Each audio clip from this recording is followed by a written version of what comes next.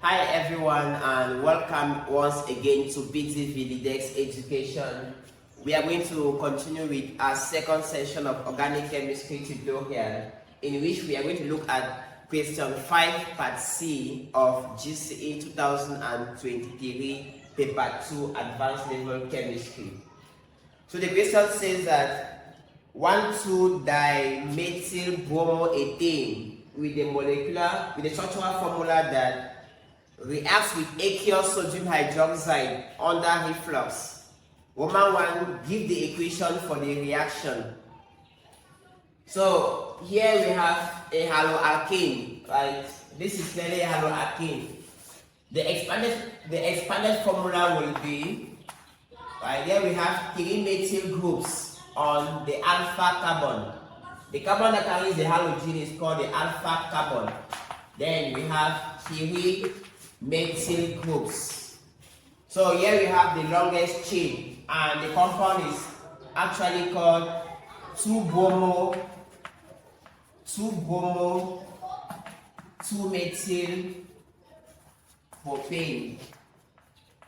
2-bromo-2-methyl-propane, and that is a tertiary alcohol, a tertiary haloalkane. A tertiary haloalkane. So we know that tertiary because there are 3 methyl groups on the alpha carbon, the carbon that carries the halogen or the functional group. Generally, haloalkanes react with alkaline solutions under reflux to produce alcohols. A primary haloalkane will give us a primary alcohol. A secondary haloalkane will give us a secondary alcohol. And a tertiary haloalkane will give us a tertiary alcohol. So this hydrolysis of haloalkanes follow what we call nucleophilic substitution mechanism. Nucleophilic substitution. Substitution because the halogen is replaced by the hydroxide group from the alkaline, while nucleophilic because the attacking species is a nucleophile. So the mechanism is generally called nucleophilic substitution.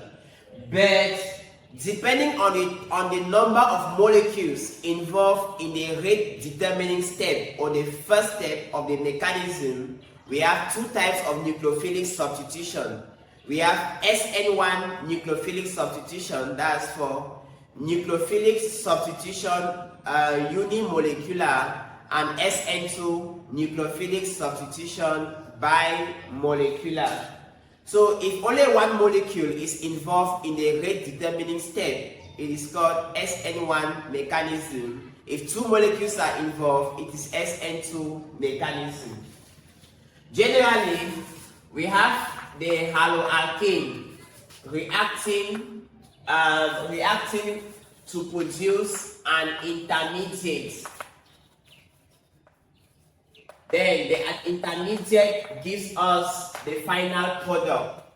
So if the intermediate is stable, then we are going to have just one molecule involved in the rate determining step, which is the haloalkane. If the intermediate is not stable, then the haloalkane and the nucleophile will both be involved in the rate determining step. And here we call this one SN2. 2 meaning that 2 molecules are involved in the rate determining step. While here we call it SN1, meaning that only one molecule is involved in the rate determining step, and that's the haloalkane. Here the intermediate actually is a carbocation. And we know that a carbocation simply is a species that has a positively charged carbon atom. A species with a positively charged carbon atom. So let's look at what happens to the carbocation here.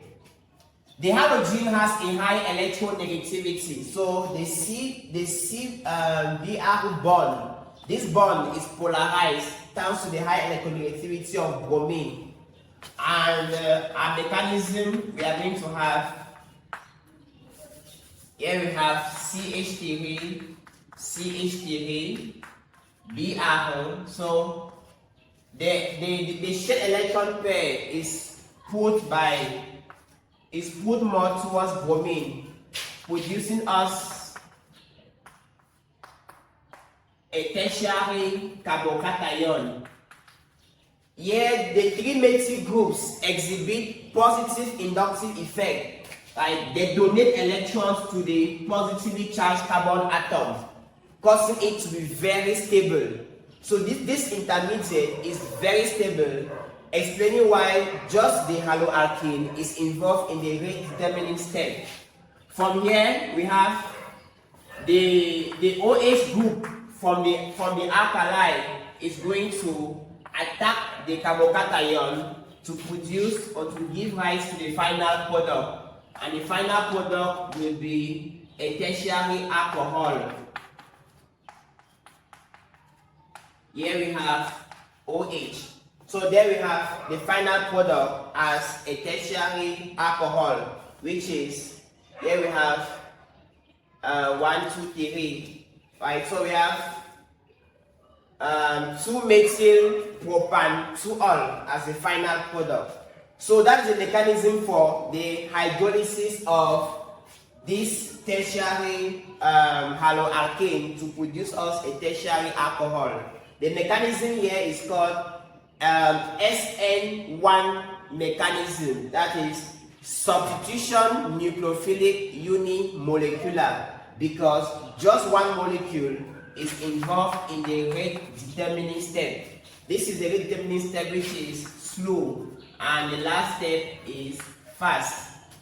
Okay, so that brings us to the end of this session. We hope you had a great understanding. In case you didn't understand something, please comment in the comment section and we are going to follow up with you. Subscribe and like the video and share with your friends. See you in the next session of organic chemistry.